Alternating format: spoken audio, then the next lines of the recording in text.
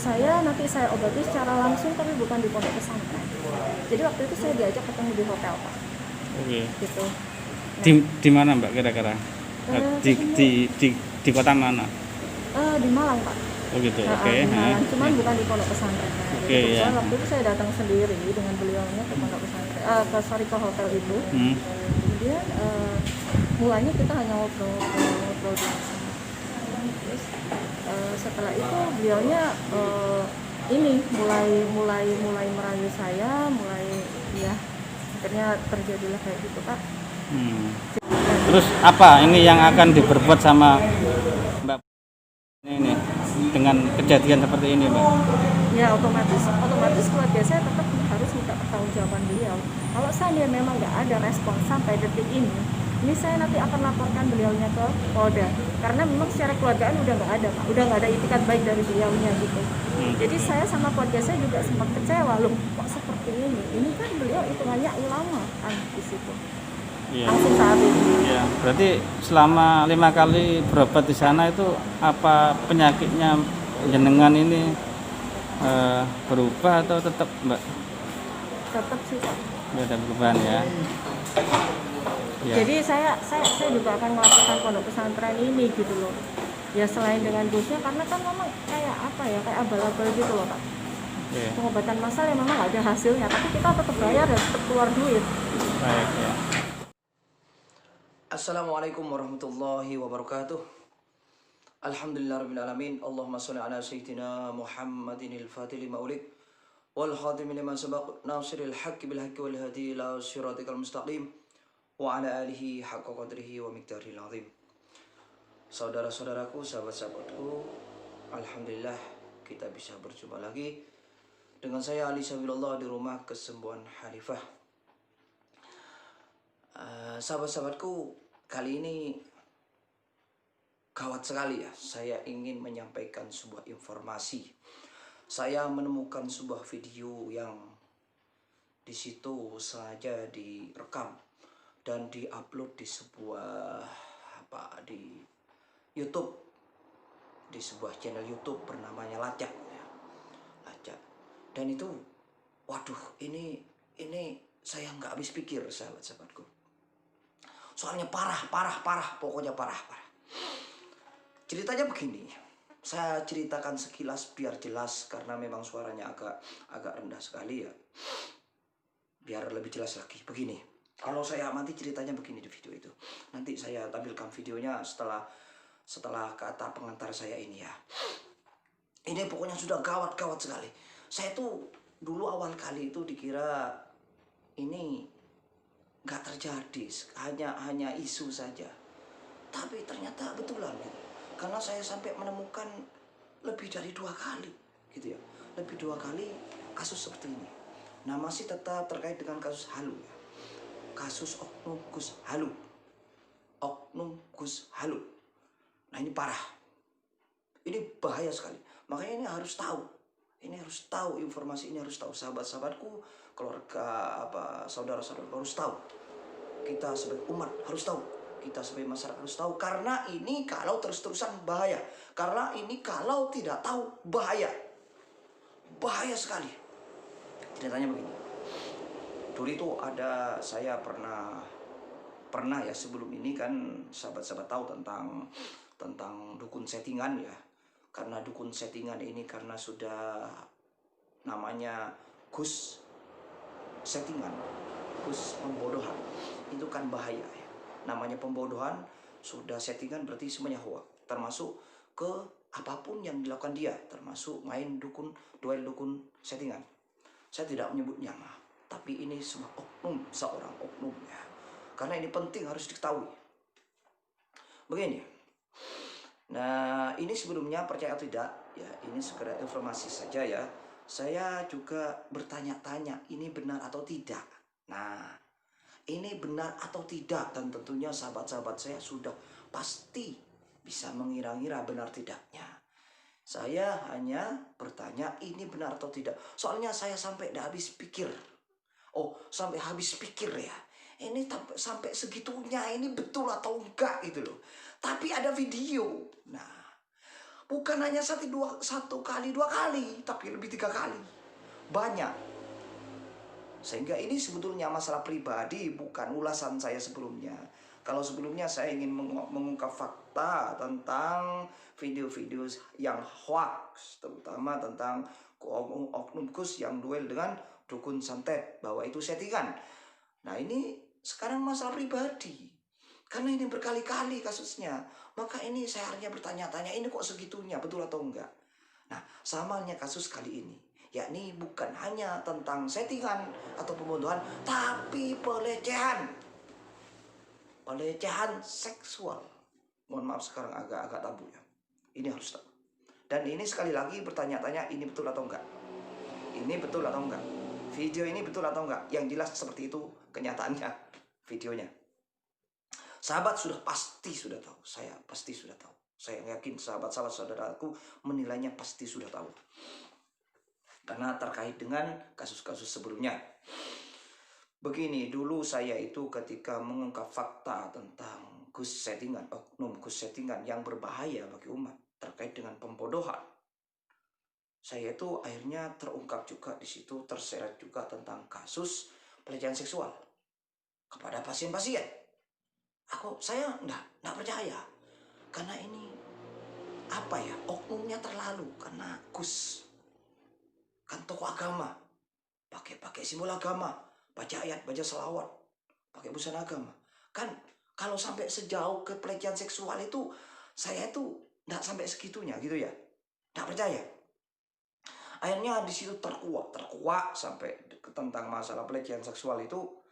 Hanya ada satu, konon ini cuma informasi ya, betul atau enggaknya enggak jelas. Awalnya saya dengar oknum bahwa di situ ada seorang yang sampai dibuatin puisi gitu ya. Nah, ternyata itu sekedar puisi saja. Berarti tentunya siapa tahu ya, tahu sudah ya apa tentang sebuah puisi yang viral tentang visi puisi ya. Seorang oknum Gus buat puisi terhadap seorang cewek yang itu bininya orang. Tapi ternyata diselidiki itu sekedar Gusnya aja yang kasarnya gatal gitu ya. Oknum Gusnya gatal, bininya orang ini bahaya. Dia bininya orang gak ngikut itu gitu ya. Ternyata Gusnya yang gatal. Kasarnya seperti itu awal kali. Hanya juga semakin terungkap ada seorang wanita lagi. Nah ini parah. Tapi saya anggap sekedar informasi saja ya. Informasi angin berlalu saja. Itu parah, walaupun ya menurut saya pribadi itu 100% terjadi gitu ya. Karena sebegitunya ceritanya ya, tidak mungkin buat informasi itu. Tapi ini tidak usah dipercaya, bagi sahabat-sahabat saya aja yang percaya ya. Itu bahkan pelecehannya seksualnya itu sungguhan. Saya kira hanya pacaran chat gitu, ternyata sungguhan. Bahkan ceritanya sampai 4 kali gitu ya, 2 kali di hotel, pokoknya jelas. Karena saking jelasnya ceritanya, akhirnya saya secara pribadi 100%. Nah, walaupun sudah isu, saya malah tidak percayanya yang itu bohongan. Tapi saya percayanya itu 100%, bagi saya pribadi itu nyata cerita itu. Atau walaupun datanya tidak sekedar cerita ya. Bahkan saya sampai dengar juga tentang rekaman suara. Tapi ya sudahlah. Saya waktu itu memang pusing mendengarkan kok segitunya gitu. Terus lagi dengar, seorang cewek juga pelecehan seksual juga. Pokoknya semakin belakang semakin terungkap tentang yang pelecehan ini, yang tidak layak banget gitu. Nah itu ternyata yang ketiga kali ini, informasi ketiga tentang pelecehan orang yang berbeda, wanita yang berbeda, itu sampai lengkap dengan fotonya. Lah fotonya itu nggak tanggung-tanggung. Itu ya di kamar gitu. Aduh ini kok sebegitunya. Ya 100% lagi-lagi percaya. Tapi saya nggak cerita, sudahlah seperti itu. Lah, juga dengar lagi setelah itu, orang-orang dekat rumah saya sini, sungguhan, juga ceritanya sampai ke hotel Tegala. Allahu Akbar.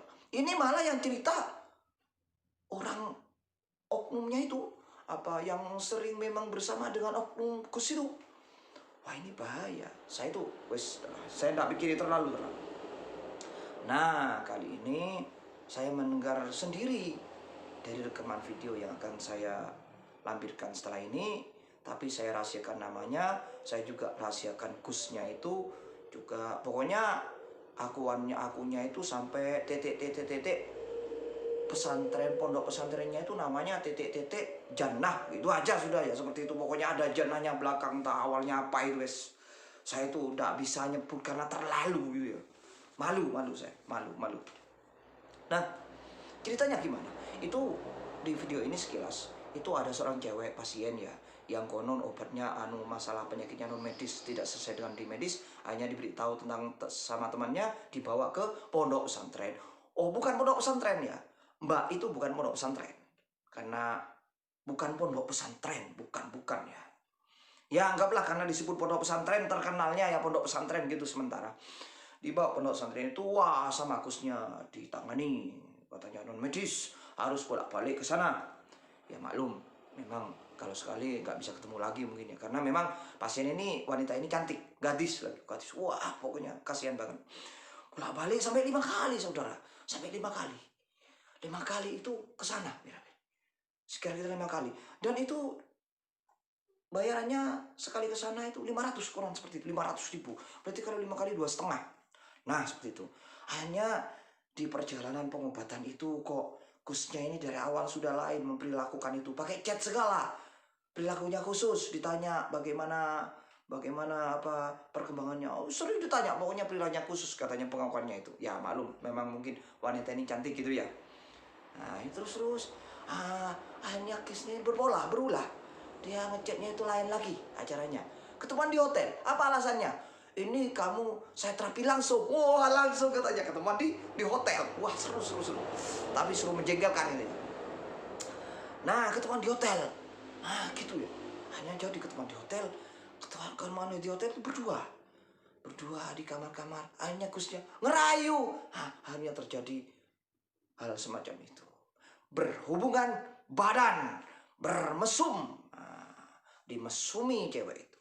Nah, sesuatu yang tidak layak banget, memalukan dan menjengkelkan itu ya, disetubuhi kasarnya sama Gus kurang ajar ini. Oknum Gus ya, bukan Gus. Waduh, pokoknya seperti itu ya. Singkat cerita konon sampai 2 kali katanya. Astagfirullah. 2 kali. Gus. Khusus katanya, enggak usah di pesantren pengobatannya, kita di hotel. Aduh. Di hotel, ngobati di hotel berdua. Ini Gus ini apaan? Kurang ajar. Gus kurang ajar. Gus kurang ajar, ini parah. Sampai kena 2 kali. Allahu Akbar. Akhirnya cewek ini takut karena dia berpikiran masa Gus sampai seperti itu. Dia ya gimana, heran gitu loh. Tapi ya terikut di dalamnya sudah terjadi. Akhirnya sampai 2 kali. Akhirnya ini terjadi bulan Juni kemarin 2020. Allahu Akbar. Ya akhirnya oknum Gus itu akhirnya apa ya, sang cewek ini cerita kepada orang tuanya, takut dikeluarkan sampai berapa bulan, diceritakan nggak terima anak gadisnya digitukan. Sekarang heran, ini Gus Kiai orang alim kok gitu. Itu bukan orang alim karena masalahnya Mbak, itu bukan orang alim Pak Bu, jenengan ketipu busana. Itu Gusnya Gus palsu, dia menganggap sendirinya Gus, dia menganggap dirinya sendiri Gus, dia yang anggap Gus, anggap orang alim tanpa orang sakti, dan itu semuanya sudah settingan hoax.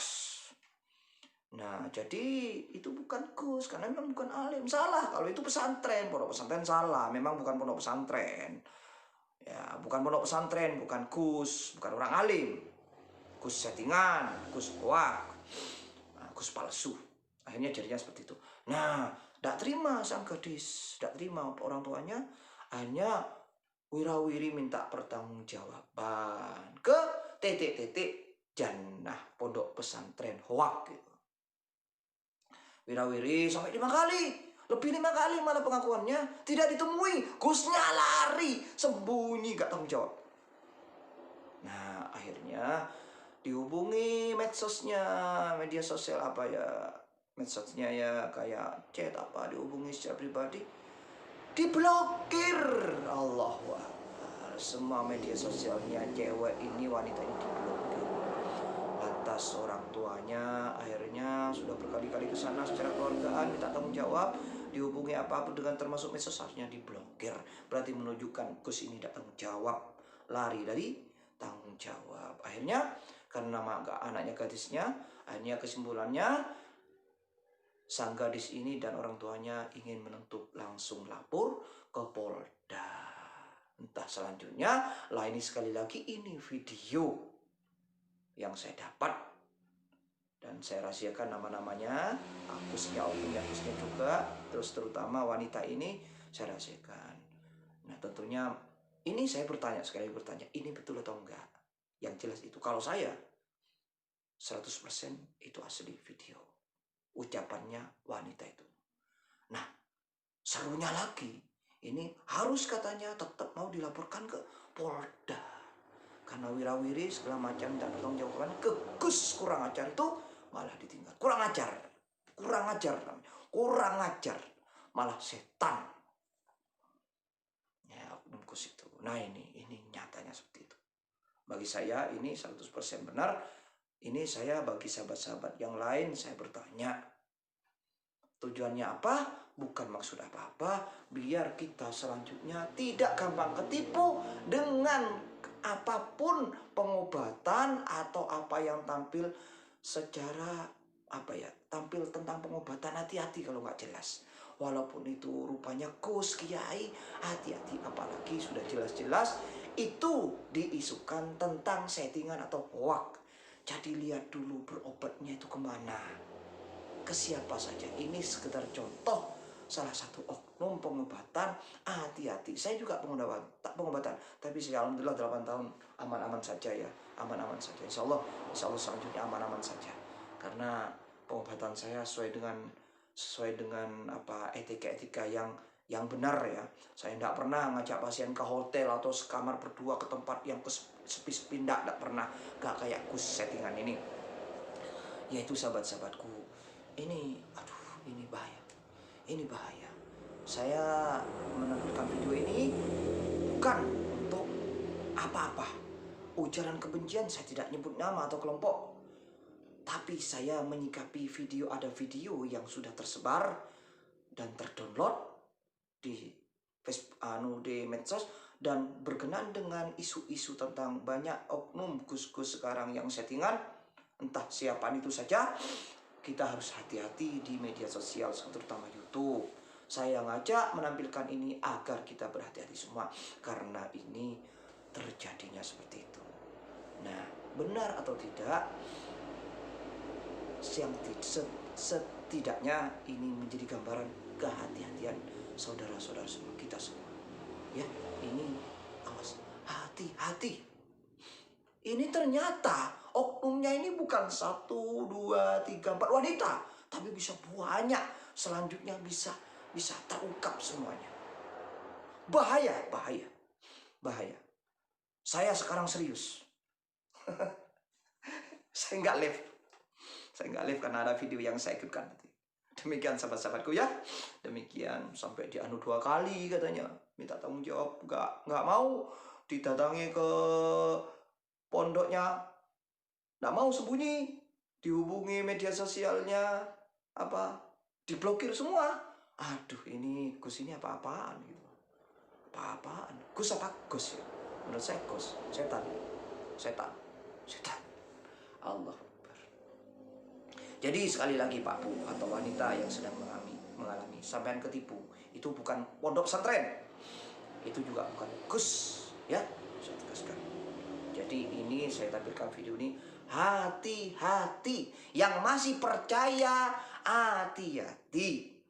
Yang masih percaya, hati-hati. Gunakan akal yang sehat, hati yang penuh keimanan, hati yang penuh nurani. Pikir-pikir dulu, hati-hati ke depan. Waspadalah, oke? Waspadalah, ini bukan main-main lagi. Demikian sahabat-sahabatku, kita tonton video selanjutnya ya. Video selanjutnya tentang wanita yang dilecehkan oleh seorang oknum Gus Iblis. Gus Iblis. Agar jangan sampai terjadi lagi seperti ini. Demikian demikian, semoga kita semua dilindungi oleh Allah Subhanahu wa taala dan selalu dalam rahmatnya. Amin ya rabbal alamin.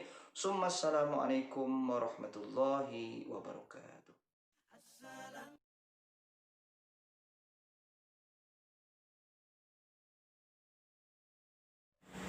Oke, ya Mbak, mohon maaf sebelumnya, ini nanti saya upload ya Mbak ya, soalnya kan minta izin dulu ke Mbak. Boleh nggak Mbak kira-kira nanti saya upload di YouTube biar masyarakat tahu, masyarakat luas tahu kalau ada oknum Gus atau ulama yang berperilaku merugikan masyarakat. Apakah boleh Mbak? Boleh ya Mbak ya? Tapi minta tolong ya Pak, nama saya tolong disamarkan. Siap, siap. Oke ya. Nanti identitasnya akan saya samarkan Mbak. Saya lindungi sesuai dengan kode etik lah ya. Mbak, ngomong-ngomong ini mantan atau bekas pasiennya ya? Betul. Boleh diceritakan Mbak, gimana kronologinya itu Mbak? Nah ini kejadiannya kan gini Pak ya. Waktu itu saya memang ada dibuat kayak penyakit. Waktu itu saya dapat referensi dari teman saya. Kebetulan pondok pesantrennya ini posisinya ada di Malang. Apa Mbak, boleh tahu? Pondok pesantren Dana ya. Nah itu saya posisinya waktu itu memang sudah diprediksi kena penyakit jadi kayak disantet gitu Pak. Oh gitu. Saya waktu itu bermaksud datang ke pondok pesantren itu, kebetulan nama ketuanya Ya. itu datang ke sana bermaksud untuk pengobatan. Untuk mengobati penyakit saya, memang saya juga nggak bisa datang sekali atau 2 kali ke sana. Jadi saya harus berkali-kali datang ke sana. Dan posisinya ada di Malang.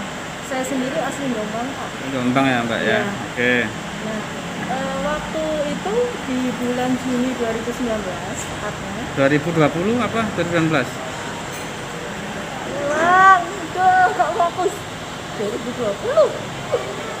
Oke, lanjut. Lagi Pak. Gak apa-apa, lanjut aja. Oh iya. Nah, Tepatnya di bulan Juni 2020 itu saya datang ke sana kebetulan untuk yang ke sekian kali, ke-5 kali kalau nggak salah saya berobat datang. 5 kali Mbak ya? Iya, sampai 5 kali Pak saya datang. Selama ke sana. berobat itu berapa Mbak? Selama berobat itu saya sudah ya kurang lebih antara 300 sampai 500 lah Pak. Karena kan semakin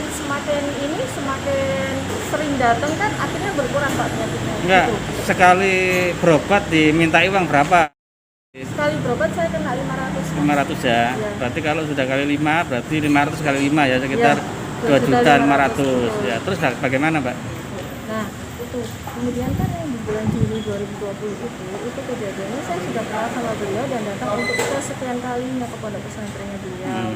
Maksudnya tetap bermaksud untuk mengobati penyakit saya secara medis nggak kelihatan. Iya. Setelah itu saya datang ke sana. Nah kebetulan Gus ini kan sudah mengenal saya dengan baik. Ya. Kita juga sering komunikasi lewat WA, lewat telepon juga. Gus sendiri juga sering memberi perhatian lebih ke saya Pak. Ke pasien-pasien yang lain saya kurang tahu, cuman kalau saya sendiri ini dia lebih intens komunikasi sama saya dengan dalih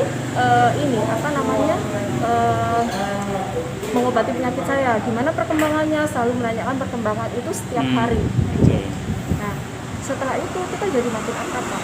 Ya. Kita kemudian intens komunikasi, sering WA. Nah ketika itu tepatnya di bulan Juni itu di akhir Juni 2020 itu saya diajak untuk ketemu. Beliaunya bilang gini waktu itu, pokoknya kamu nanti ketemu sama saya, nanti saya obati secara langsung tapi bukan di pondok pesantren. Jadi waktu itu saya diajak ketemu di hotel Pak. Oke. Gitu. Di mana Mbak kira-kira? Di kota mana? Di Malang Pak. Oh gitu. Nah, Oke. di Malang, cuman bukan di pondok pesantren. Oke, ya. Waktu itu saya datang sendiri dengan beliaunya ke pondok pesantren, ke hotel itu. Kemudian mulanya kita hanya ngobrol di sana. Terus setelah itu beliaunya mulai merayu saya, akhirnya terjadilah kayak gitu Pak. Jadi saya sendiri juga sebetulnya itu hubungan juga atas dasar suka sama suka, jadi kita nggak ada paksaan sama sekali, karena beliaunya waktu itu juga menyanyikan ke saya dia bakalan nikahin saya. Oh ya. Apakah Mbak Putri tahu kalau Gus itu sudah punya istri sirih ya, yang dinikahi secara sirih? Apakah sudah tahu Mbak? Saya sudah tahu. Sudah tahu ya. Saya sudah tahu, beliaunya juga sudah menjanjikan ke saya bakalan berbuat adil antara saya dengan istrinya. Saya juga sudah tahu. Jadi kita ngelakuin juga atas dasar suka sama suka. Begitu. Nah, tapi ketika itu saya belum sepulangnya dari hotel itu saya masih belum cerita sama orang tua saya, masih belum berani. Oh gitu ya. Setelah itu selang beberapa bulan kemudian komunikasi udah mulai berkurang, udah mulai nggak intens, nggak seinten dulu kan. Kemudian di 2 bulan berikutnya saya baru mulai bercerita ke orang tua saya kalau memang saya sudah melakukan hubungan itu dengan Gus. Dari dia akan menikahi saya. Oke, saya cerita sama orang tua saya. Nah, orang tua saya juga bingung, loh kok gue seperti itu? Sebetulnya juga gak percaya juga Pak, cuman saya meyakinkan orang tua saya karena saya melakukan atas dasar tak sama suka. Nah, orang tua saya, kita kan juga dari keluarga muslim ya Pak ya, jadi nggak mungkin kan akan membiarkan meskipun atas dasar suka sama suka, tapi beliaunya kita janji-tagihnya beliau ditagih janjinya beliau ini katanya mau menikahi saya. Oke, saya datang sama orang tua saya, datang ke pondok pesantren Gus waktu itu, tapi Gus menghindar. Gus bilang nggak ada. Iya. Ada di tempat. Berapa kali Mbak datang ke pondok pesantren? Sudah berkali-kali.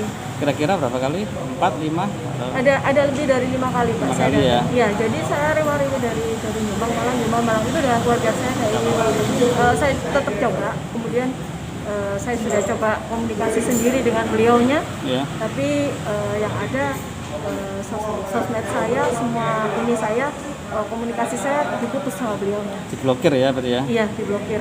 Nah, kemudian setelah itu oke lah, saya datang ke rumahnya. Saya coba kalau di pondok pesantrennya beliaunya selalu menghindar, oke kita datangi ke rumahnya juga dengan orang tua saya, tapi tetap nggak ada respon dari beliaunya sampai sekarang. Sampai hari ini ya? Sampai hari ini. Terus apa ini yang akan diperbuat sama keluarganya ini dengan kejadian seperti ini Mbak? Ya otomatis keluarga saya tetap harus minta pertanggungjawaban beliau. Kalau saya memang nggak ada respon sampai detik ini saya nanti akan laporkan beliaunya ke Polda, karena memang secara keluargaan udah nggak ada Pak, udah nggak ada itikat baik dari beliaunya gitu. Jadi saya sama keluarga saya juga sempat kecewa, loh kok seperti ini kan beliau hitungannya ulama kan di situ. Iya. Saya juga sempat gimana ya, kok saya ini kayak dilecehkan gitu. Kita udah datangnya beliaunya udah coba secara keluargaan, tapi tetap nggak ada itikat baik. Ya udah mau nggak mau kita harus tetap laporkan ke Polda beliau. Jadi biar semua masyarakat itu ngerti gitu. Gitu Mbak ya? Iya. Terus begini Mbak, itu waktu kejadian di Hotel Malang itu kira-kira berapa kali Mbak? Cuma 2 kali sih Pak. 2 kali ya? Iya. Iya, 2 kali ya. Tapi beliaunya ini ya langsung kita sempat menginap sih. Gitu ya. Respon keluarganya Mbak jenengan gimana dengan kejadian ini? Iya nggak terima Bang. Kita nggak terima karena ngerasa anak gadisnya ini kayak dilecehkan gitu loh. Karena sudah menjanjikan ini itu dengan menjanjikan saya menikahi saya, dengan menjanjikan berbuat adil. Ya udah, akhirnya saya percaya ke beliau karena memang kita mengenal beliau kan juga nggak yang sebentar, kita kenal beliaunya udah lama. Gitu. Oke. Jadi keluarga saya ya akhirnya kita selesaikan dulu secara keluarga, atau kalau seandainya memang nggak bisa dan tetap sampai sekarang seperti ini, ya mau nggak mau kita harus laporkan beliau karena biar nggak ada korban yang lain Pak. Kan kasihan juga kalau saya ada pasien yang nasibnya kayak saya sama sekali nggak dilecehkan. Jadi saya merasa gimana ya, kok ulama itu kok kayak gitu. Harusnya kalau saya memang ulama, ayo munculkan diri Anda gitu. Iya. Apakah setelah kejadian itu dikasih uang atau dikasih? Sama sekali nggak enggak dikasih. ya. Enggak ya sama sekali ya, enggak sama sekali ya. Berarti selama ini Mbak juga bayar juga ya Mbak ya? Iya. Terus itu selama berobat itu dikasih apa Mbak? Dikasih air putih atau dikasih apa gitu? Iya, jadi kayak aqua gitu yang memang sebelumnya sudah dikasih lapas-lapas sama beliaunya. Terus nanti saya juga ini ya sempet di ini juga sih apa namanya di medis kayak ditarik gitu dari belakang. Hanya gitu aja sih. Terus air itu harus dihabiskan di situ juga langsung saat itu. Ya, berarti selama 5 kali berobat di sana itu apa penyakitnya jenengan ini berubah atau tetap Mbak? Tetap sih Kak. Nggak ada perubahan ya? Ya. Jadi saya juga akan melakukan pondok pesantren ini gitu loh. Ya selain dengan dosnya karena kan memang kayak apa ya kayak abal-abal gitu loh Kak. Oke. Pengobatan massal yang memang ada hasilnya, tapi kita tetap bayar dan tetap keluar duit. Baik ya. Begini Mbak, ini sementara saya simpan videonya. Nanti jikalau di persidangan dibutuhkan, apakah ini diizinkan Mbak untuk dijadikan bukti? Nggak apa-apa Kak. Ya, oke Mbak. Terima kasih. Itu aja Mbak wawancara dengan mudah-mudahan Mbak diberi jalan, diberi kesabaran, keluarga ya, diberi kesehatan juga agar bisa menempuh jalur hukum, agar bisa apa ya mencari keadilan Mbak. Itu aja. Terima kasih. Assalamualaikum. Iya Pak.